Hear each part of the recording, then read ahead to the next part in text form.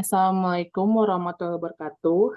Kami dari kelompok 7 akan membuat video tugas dari mata kuliah literasi digital mengenai penjelasan apa itu fintech. Saya di sini sebagai moderator sekaligus ketua kelompok 3 dan teman-teman saya. Perkenalkan, nama saya Fariha Nurlaila dari NPM 231000008. Di sini saya sebagai penanya. Perkenalkan, nama saya Viola Najla Sulian, NPM 2310.014. Saya di sini sebagai narasumber. Perkenalkan, nama saya Gevira Rosa Humaira, NPM saya 23100025. Saya sebagai penanya. Perkenalkan, nama saya Faris, NPM 23100023 sebagai narasumber. Saya dengan NPM 2310.016. Di sini kami akan membuat bermain peran untuk narasumbernya Viola dan Faris untuk membagi materi apa itu fintech. Dipersilakan untuk men-share screen materinya.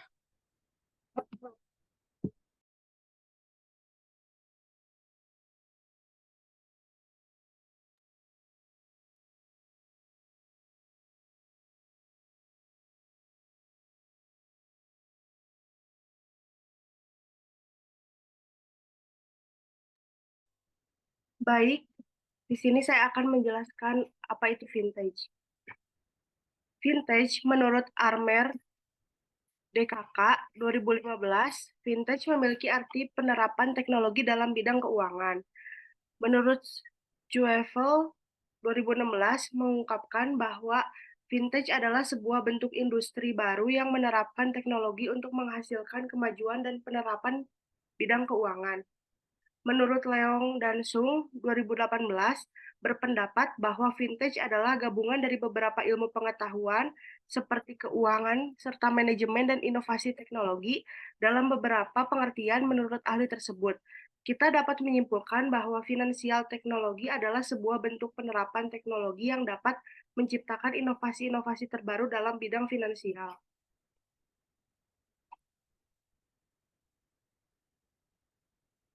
Awal mula vintage di Indonesia.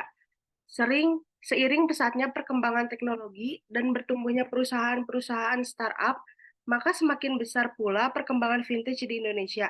Di Indonesia sendiri, vintage dimulai pada tahun 2006, namun sayangnya pada waktu itu masih perusahaan yang sedikit menggunakan teknologi itu. Pada tahun 2015, Asosiasi Vintage Indonesia kemudian didirikan dan kemudian kepercayaan masyarakat mulai tumbuh setelah itu. Perusahaan vintage di Indonesia juga mengalami pertumbuhan pesat hingga 140 perusahaan tercatat dalam vintage OJK. Kemudian pada tahun 2017 mulai berkembang vintage syariah.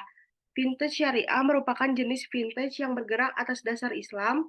Setelah itu dibentuklah Asosiasi Vintage Syariah Indonesia yang menaungi vintage syariah di Indonesia.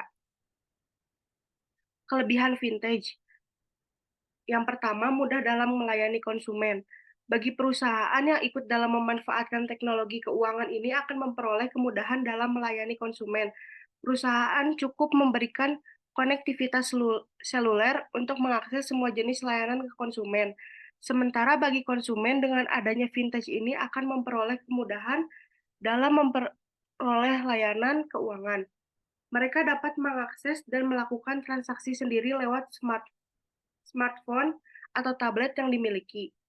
Yang kedua, ada informasi cepat dan murah. Dengan adanya vintage, sangat membantu mendapatkan informasi dengan cepat dan murah. Vintage menjamin keamanan uang karena membatasi paparan informasi untuk orang lain. Informasi ini berhubungan dengan investasi. Yang ketiga, ada keamanan terjamin. Vintage memiliki metode keamanan terbaru sehingga sangat menjamin data pelanggan tetap aman. Opsi terbaru untuk keamanan yang digunakan vintage yaitu data biometrik, tokenization, and enkripsi. Yang keempat, proses cepat. Vintage memberikan proses pelayanan keuangan yang sangat cepat, seperti proses dokumentasi keuangan, proses pinjaman, atau validasi skor kredit. Proses-proses ini lebih cepat dan sangat efisien. Yang kelima, mudah disetujui dalam 24 jam. Tingkat persetujuan peminjaman uang dengan vintage sangat cepat. Proses persetujuan hanya menunggu paling lama 24 jam. Peminjaman uang ini dapat berupa peminjaman modal untuk buka usaha. Yang keenam, pelayanan efisien. Vintage membuat konsumen bisa menikmati pelayanan keuangan yang lebih nyaman dan efisien. Aplikasi vintage sangat membantu dalam mengontrol keuangan. Di aplikasi ini dilengkapi dengan jadwal pemberitahuan tentang pembayaran tagihan. Anda bisa mengontrol keseimbangan uang Anda antara uang masuk dengan uang keluar. Yang ketujuh, notifikasi pembayaran dan nominal akurat. Sistem pembayaran tagihan dengan vintage sangat akurat dan efisien. Anda tidak usah khawatir atau ragu menentukan jumlah uang yang sudah Anda bayarkan. Kelemahan vintage. Yang pertama, wajib terkoneksi internet.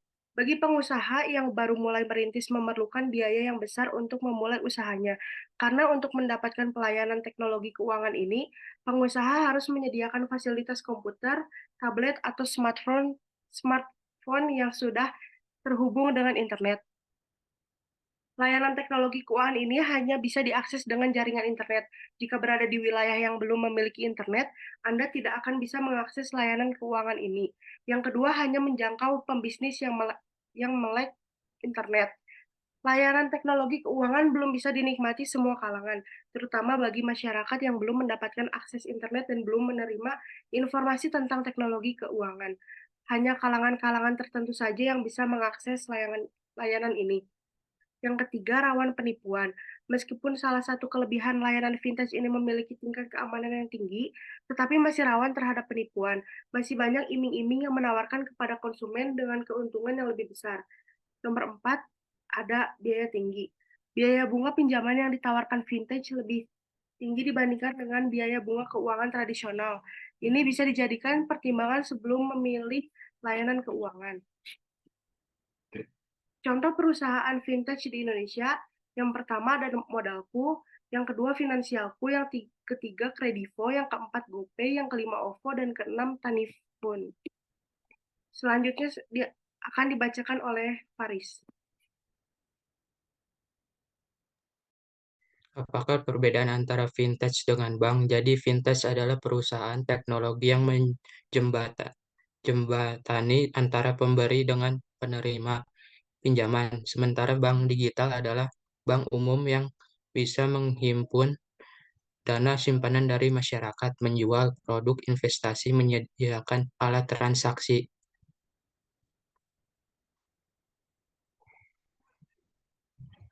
Bayangkan jika untuk menggunakan layanan Gojek, GoFood, GoSend harus menggunakan cash atau transfer antar bank. Kerumitan apa yang dialami? Maka kemudian Gojek membuat GoPay. Tentang kemudahan Gojek tanpa GoPay dengan hanya menggunakan uang tunai atau transfer bank adalah situasi yang memungkinkan tetapi tidak akan melibatkan beberapa kerumitan. Tingkat kesulitan transaksi menggunakan uang tunai atau transfer bank untuk membayar layanan Gojek mungkin memerlukan waktu dan usaha serta ekstra. Anda harus membawa uang tunai dalam jumlah yang cukup atau melakukan proses transfer setiap kali Anda ingin menggunakan layanan tersebut. Keterbatasan akses. Tidak semua orang memiliki akses ke rekening bank atau metode pembayaran digital. Karena itu ini bisa menjadi kendala bagi sebagian pengguna Gojek. Kemungkinan ketidaknyamanan. Pengguna harus selalu menyiapkan uang tunai yang cukup dan ini bisa menjadi merepotkan terutama jika Anda sering menggunakan layanan Gojek. Selain itu, Anda mungkin perlu menunggu pembayaran transfer bank selesai sebelum menggunakan layanan tersebut. Keamanan dan efisiensi. Menggunakan uang tunai memiliki resiko kehilangan atau pencurian. Metode pembayaran digital seperti GoPay umumnya dianggap lebih aman dan efisien. Terlepas dari kerumitan ini, Gojek mengenali manfaat dan memiliki sistem pembayaran digital seperti GoPay membuat transaksi lebih cepat, lebih aman, dan lebih nyaman bagi pengguna. Ini juga memberikan fleksibilitas yang dalam menawarkan berbagai promosi dan layanan tambahan. Jadi pengembangan GoPay telah mengubah cara orang di Indonesia menggunakan layanan Gojek menjadi lebih populer dan efisien.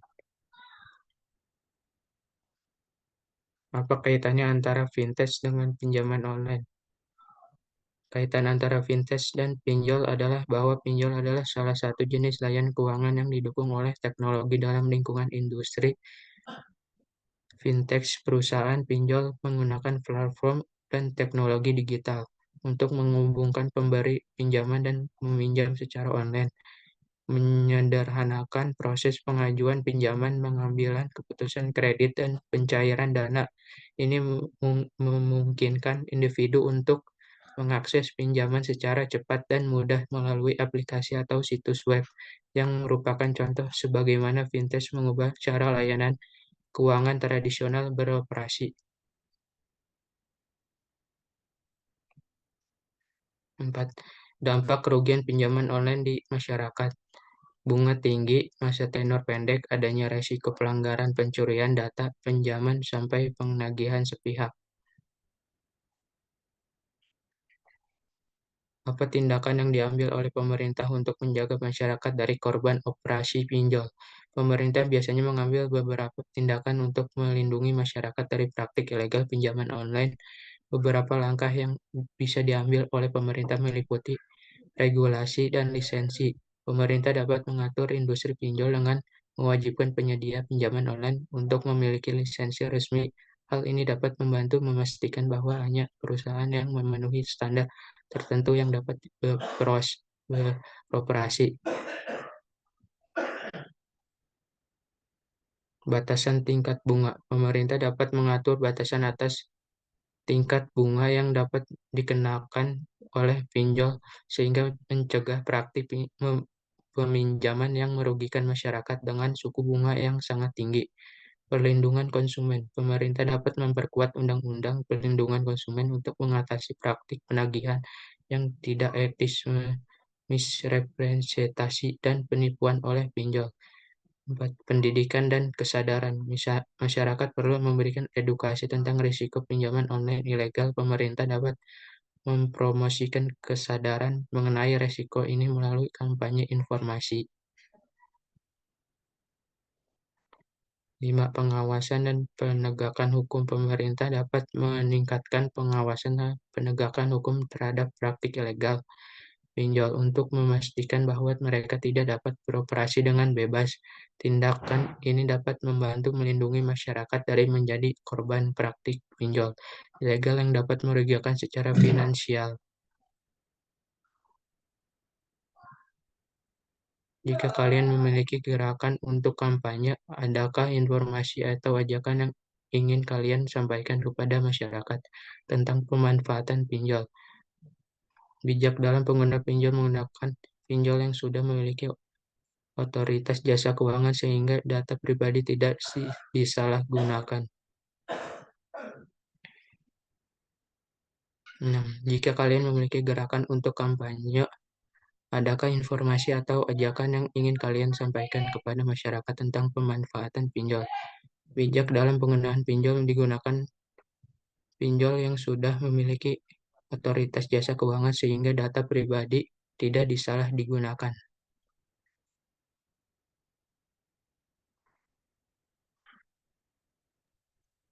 Baik, setelah narasumber sudah memberikan penjelasan mengenai materi, saya buka untuk sesi pertanyaan untuk para penanya. Dipersilakan untuk bertanya kepada narasumber. Dipersilakan untuk pertanyaan yang pertama. Baik, pertanyaan yang pertama.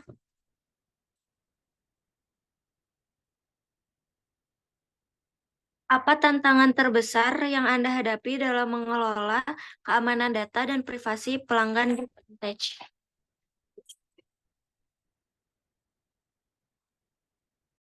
Untuk narasumber, dipersilakan untuk menjawab pertanyaan yang pertama.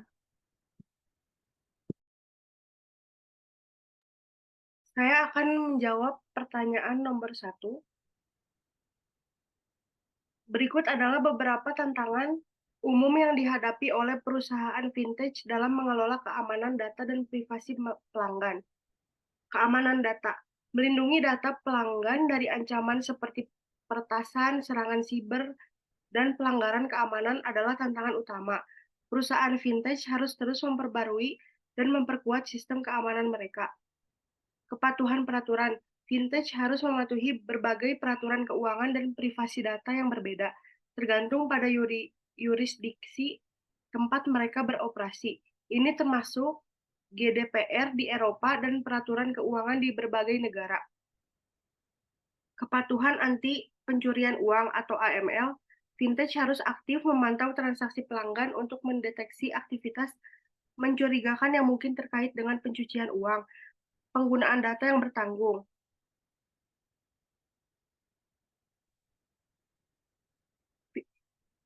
jawab.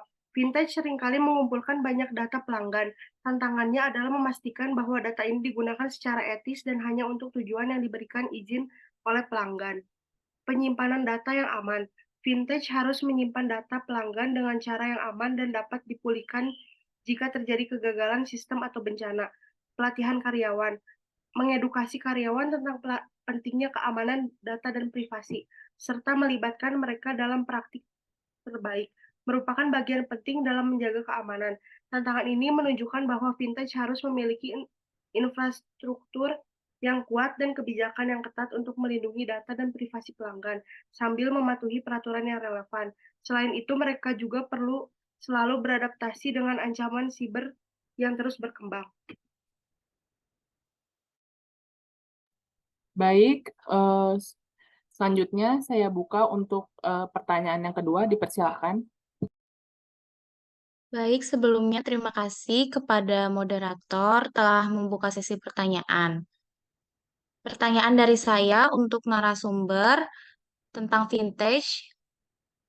Apa peran penting dalam inklusi keuangan dengan cara apa pandangan Anda tentang peran fintech dalam inklusi keuangan dan memungkinkan akses ke layanan keuangan bagi lebih banyak orang? Dipersilakan untuk narasumber untuk menjawab pertanyaan dari penanya. Izin menjawab. Vintage memiliki peran penting dalam inklusi keuangan dengan cara berikut: mengurangi biaya dan kerumitan. Vintage dapat mengurangi biaya tradisional yang terkait dengan layanan keuangan. Ini membuat layanan seperti transfer uang, pinjaman, dan investasi menjadi lebih terjangkau bagi individu yang sebelumnya sulit mengakses tanpa kantor fisik. Vintage memungkinkan akses ke layanan keuangan tanpa keharusan untuk mengunjungi kantor fisik. Ini sangat membantu orang-orang di daerah terpencil atau yang memiliki keterbatasan mobilitas. Inovasi produk. Perusahaan vintage seringkali menciptakan produk dan layanan yang lebih sesuai dengan kebutuhan individu dengan menghasilkan rendah atau bisnis mikro ini mengucapkan pinjaman berkecepatan tinggi, rekening bank berbasis seluler, dan opsi pembayaran yang lebih fleksibel. Penggunaan data alternatif. Vintage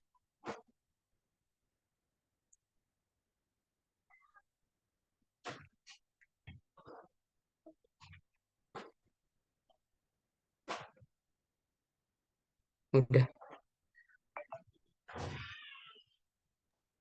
Baik, saya lanjutkan ke pertanyaan yang selanjutnya. Silakan untuk bertanya kepada narasumber.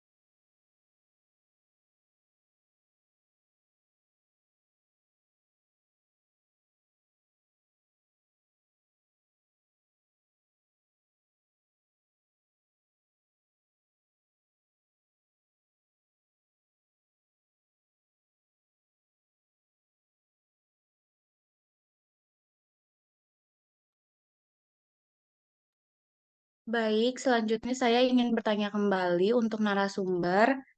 Sejak kapan vintage berkembang?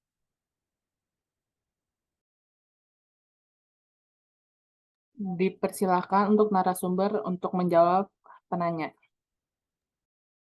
Baik, vintage atau finansial teknologi telah berkembang pesat selama beberapa dekade terakhir. Ini mulai berkembang pada awal 2000-an, tetapi perkembangannya benar-benar mempercepat sejak sekitar pertengahan dekade 2010. Teknologi dan inovasi dalam vintage telah mengubah cara kita mengakses dan mengelola layanan keuangan seperti pembayaran, pinjaman, investasi, dan lainnya. Perkembangan ini terus berlanjut hingga saat ini. Oke, sekian dari sesi pertanyaan untuk narasumber. Saya tutup sesi pertanyaan ini untuk selebihnya.